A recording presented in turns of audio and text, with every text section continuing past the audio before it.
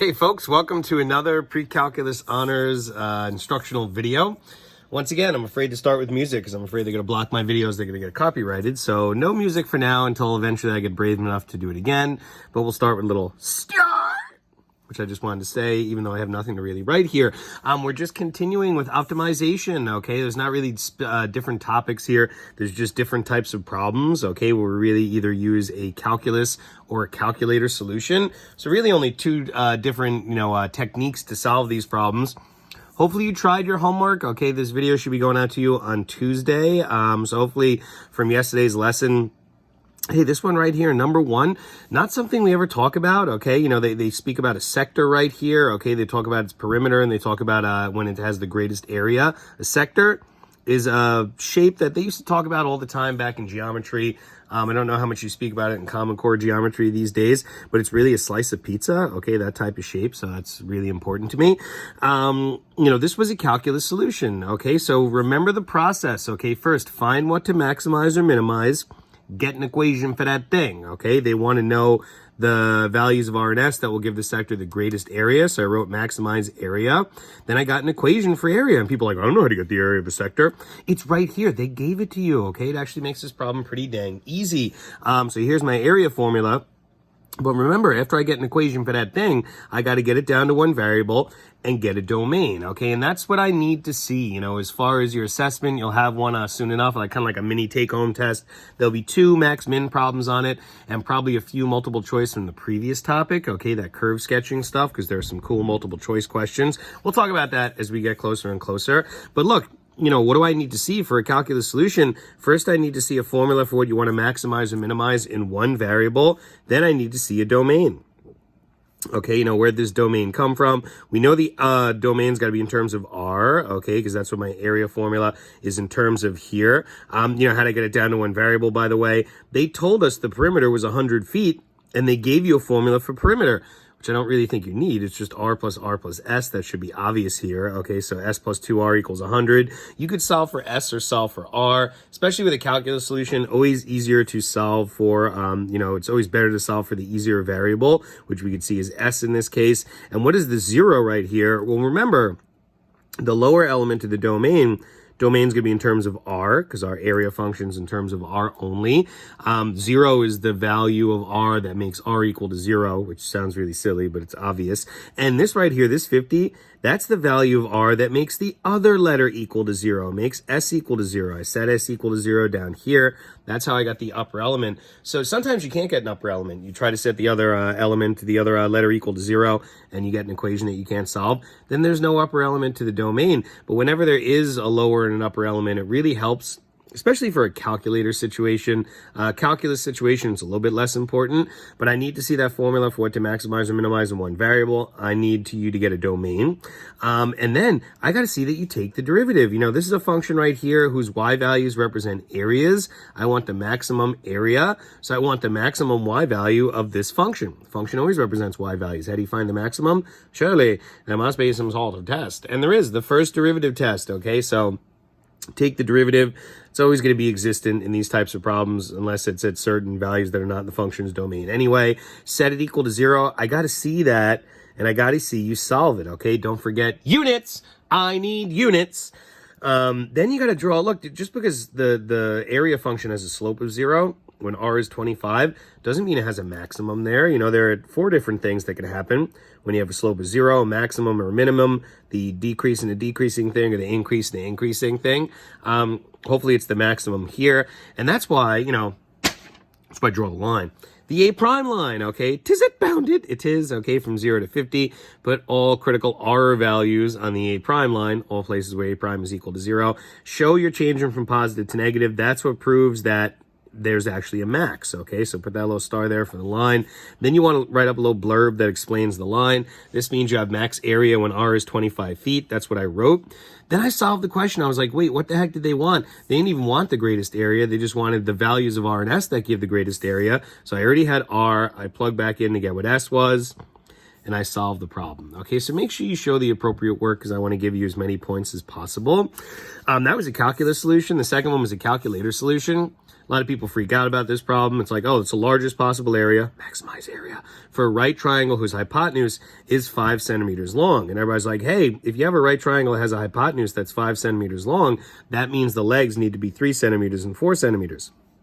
It's not so, okay? That is one Pythagorean triple, but I could give you another here. If the hypotenuse is equal to 5, suppose that this leg is radical 10 and this leg is radical 15.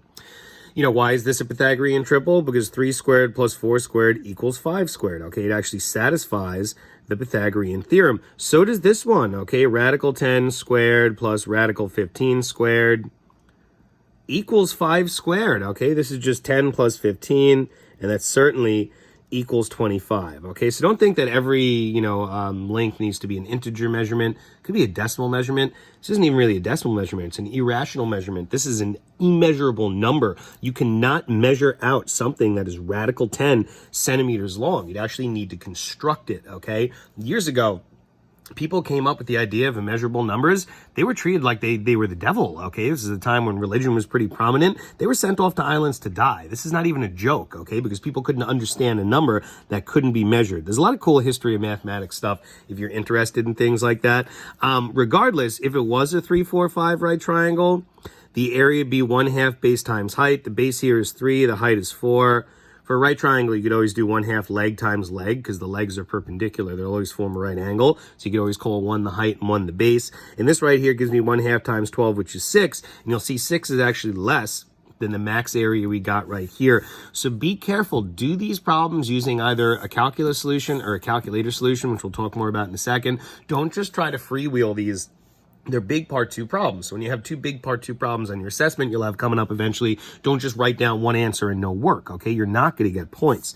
Some people slack off on writing work down. You know who you are out there. Anyway, so here, the largest possible area. So I made my little right triangle right here, calculator solution. Try to stay away from X and Y, okay? Use B and H. And we know area is going to be 1/2 base times height. So I got an equation for that thing. Then you get it down to one variable. People they don't give you a relationship, between the sides. They don't give you a criteria. They don't give you a perimeter or something like that. Yeah, but they tell you the hypotenuse is 5 centimeters. And all you need is a way to relate the variables. That's how you're going to solve for B in terms of H or vice versa. So look, I know that these 3 sides satisfy the Pythagorean theorem. So B squared plus H squared equals S squared. You could solve for B or H here. It doesn't matter. They're both the same difficulty. I solve for B. Don't be telling me square root of the quantity 25 minus H squared is equal to 5 minus H. No, no, no. Okay, you cannot distribute an exponent over subtraction. But Mr. Beto, it's not an exponent, it's a radical. You know a radical is an exponent of 1/2, okay? And stop talking that way, Claffy, okay? That voice is really annoying. Anyway, well, I'm laughing so hard that I'm starting to choke. So, as far as getting it down to one variable, solve for B or H, okay? And I get it. When you have a formula for the area in terms of one variable, which I need to see, right? I'll put the star down here. It's really annoying looking, but you're using the calculator, so you don't have to worry about taking a derivative or anything like that. So the real nasty algebraic problems we'll use the calculator for here, because they don't really have you do those types of problems on the AP anymore. The nasty ones by calculus. Anyway, got to get a domain. 2 different ways to do it here. You could say the lower element is 0. Then if you want, you could set the other letter equal to 0. Set B equal to 0 and solve here. You'll get that H is going to be equal to 5. Or you could just think about it conceptually, right? H represents a leg of a right triangle. You know that leg has to be greater than 0, but it also has to be less than 5. It has to be less than the hypotenuse. So you could really do that conceptually there. Make sure I see a formula for what you want to maximize or minimize in one variable. And I see the domain right there. Then, look, don't take a derivative. I want to find out where this function, the area function, whose y values represent areas, has a maximum. Well, I'm just going to graph it, okay? And that's where this domain can really shine. Use zoom fit, sketch the graph. I need to see it.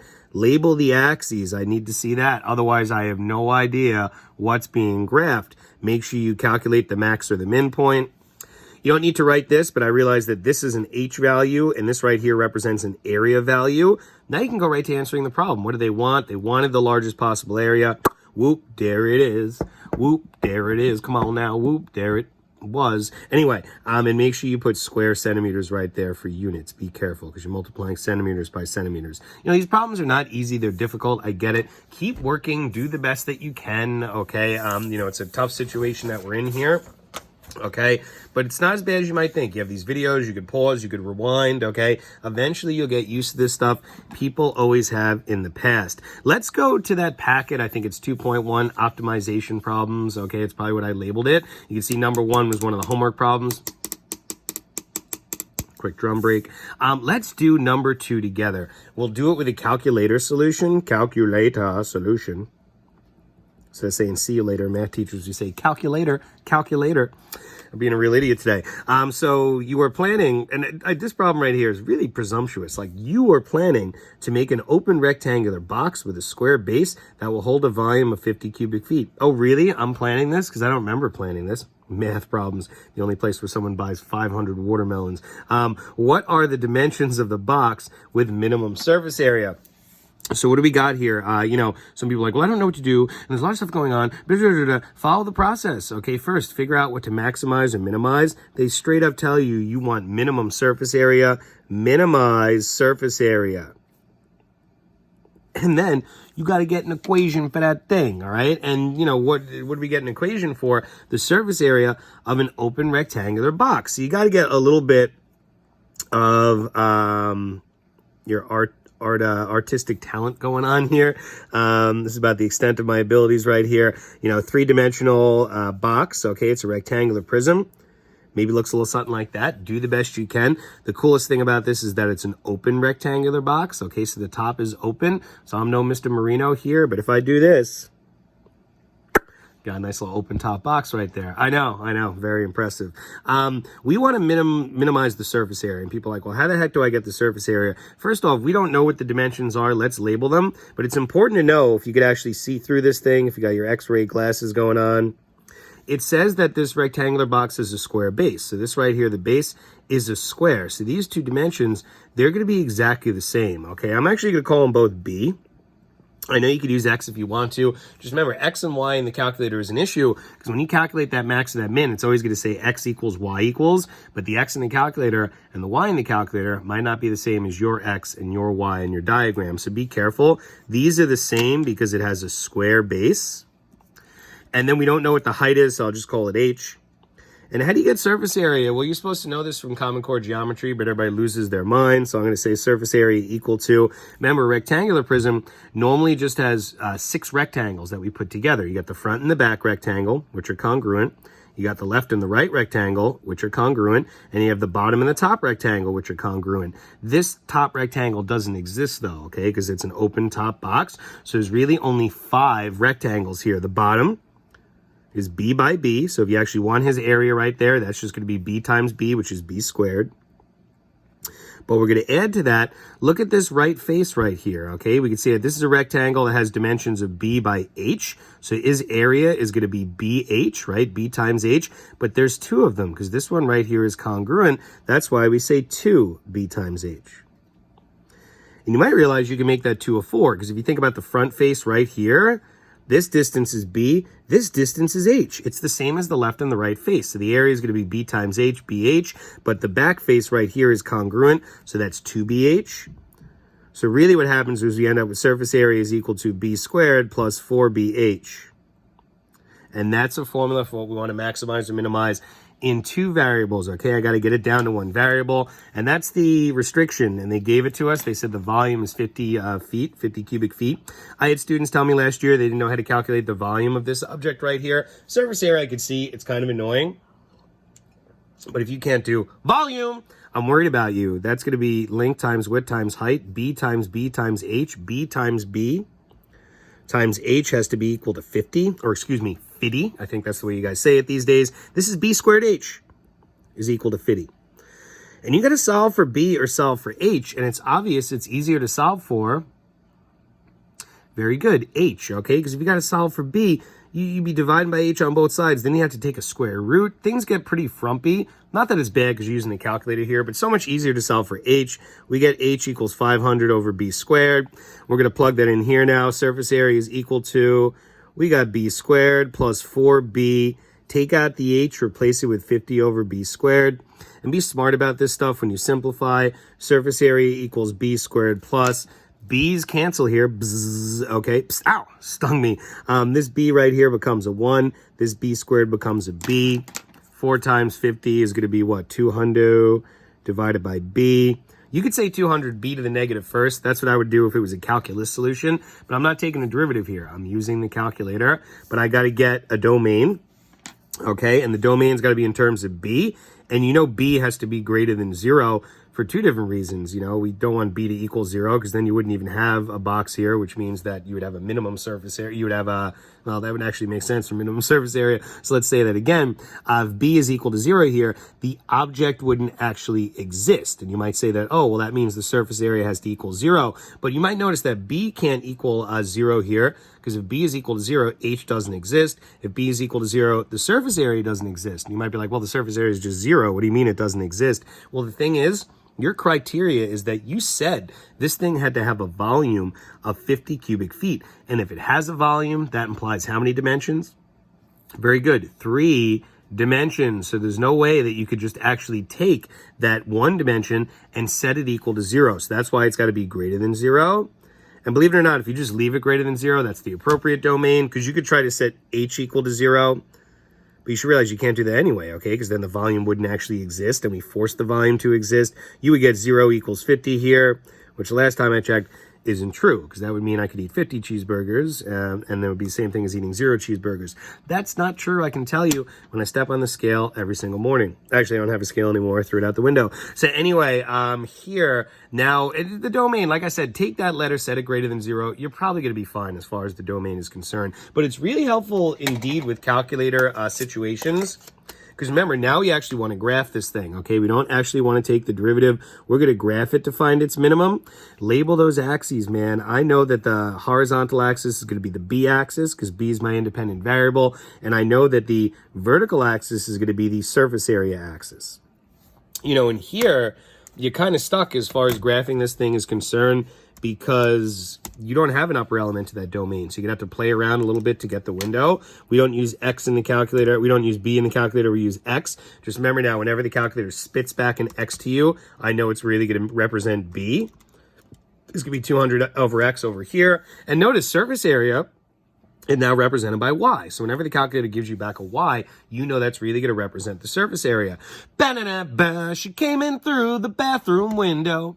And remember, before you zoom fit, you need to determine a window. And I know the lower value is 0. People are like, well, what the heck is the upper value? I don't know, okay? But remember, b, you're going to square it. You're going to multiply it by h. Then you're going to get 50. So b is not probably going to be something greater than 50. It's probably something less than 50. But you also do want to pick something that's bigger than b, so you could see that min. So you could try 50 if you want. And then zoom 0 here. Zoom 0. He's my hero. And you could see we have a minimum, okay? So not too terrible there, but remember, there's issues when you actually try to do these things on the calculator with a minimum, because it looks like the minimum is right on the x-axis, and people will sketch it that way. They'll sketch it this way, and you'll be wrong, because if that's true, that means that the surface area minimum value is 0. That's not true here. This is a dotted x-axis. It's not the x-axis. If we come back in through the bathroom window, hello again, and you see that y minimum, the minimum is all the way up at 64. It's got to be at 0 for you to be able to see that x-axis. Don't zoom again now. Just hit graph, because you've changed the window parameters. And that's the min I'm looking for. Still not all that great, but you can see it doesn't actually hit, okay, the b-axis right there. People are like, what about arrows on the end? There's an asymptote over here, and this just shoots up into infinity. Don't worry about it, because I'm only focusing on this spot right here. That's the min I want to calculate. I'm going to calculate min. Let's go bug, a bug, a bug, a bug, bug, bug, a bug, a bug, bug, bug, bug, a bug, bug, bug. And then to the right, a bug, a bug, bug, bug, bug, bug, bug. And I get my minimum right there. A little nasty as far as the values are concerned. Let's do 3 decimal places. So I'm going to round to 3 decimal places because I'm not a lousy stinking truncator. You know who you are. 4.642, comma 64.633. And look, you know, you don't need to write this next part, but now I know that this value, this 4.642, that's B, right? And this 64.633, That's surface area. Okay, so now I got to answer the problem, right?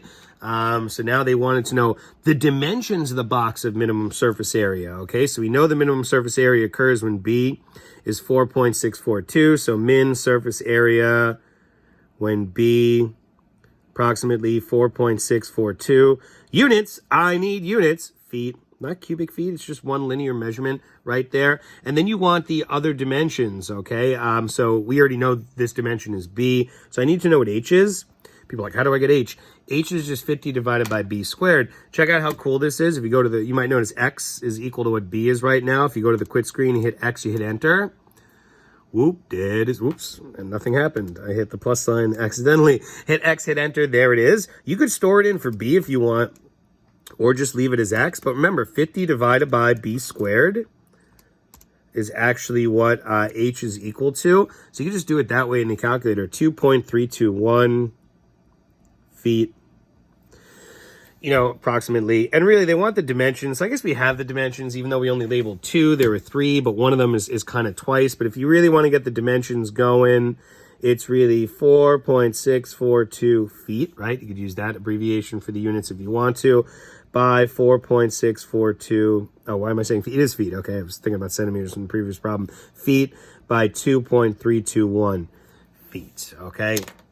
So look, hopefully not too terrible. It's not the calculus or the calculator work that people really struggle with here. It's usually the algebra. It's a big reason they don't really have these on the AP anymore. But these are extremely real-world applicable. Right now it seems silly, okay, because people are like, what am I sending a gift to somebody? Yeah, and you might be wrapping it with wrapping paper, and you don't want to buy too much wrapping paper. I don't know if you bought wrapping paper. It's ridiculously expensive, unless you go to the dollar store. Good place for wrapping paper. You know what I'm talking about? Dollar Tree. Come on, Elwood. Anyway, these are real-world applicable when the situations become more multivariable. They are very applicable to the real world. We won't really do those types of problems because they're above our pay grade in here, but still, you got to crawl before you could walk. Okay, so that's Tuesday's lesson. You'll have Wednesday's lesson coming at you tomorrow. We'll have some kind of assessment going on this week, and I hope everybody's doing well out there and you're safe and healthy. And, hopefully I'll be able to see you guys again soon. I'm not sure if that's going to happen, but I can't believe I actually missed some of you. Some of you I don't miss. I'm just kidding, okay? Pretty much miss all you guys. Would like to see you again. Anyway, this is Berto signing off. Make sure you do the homework, and take it easy.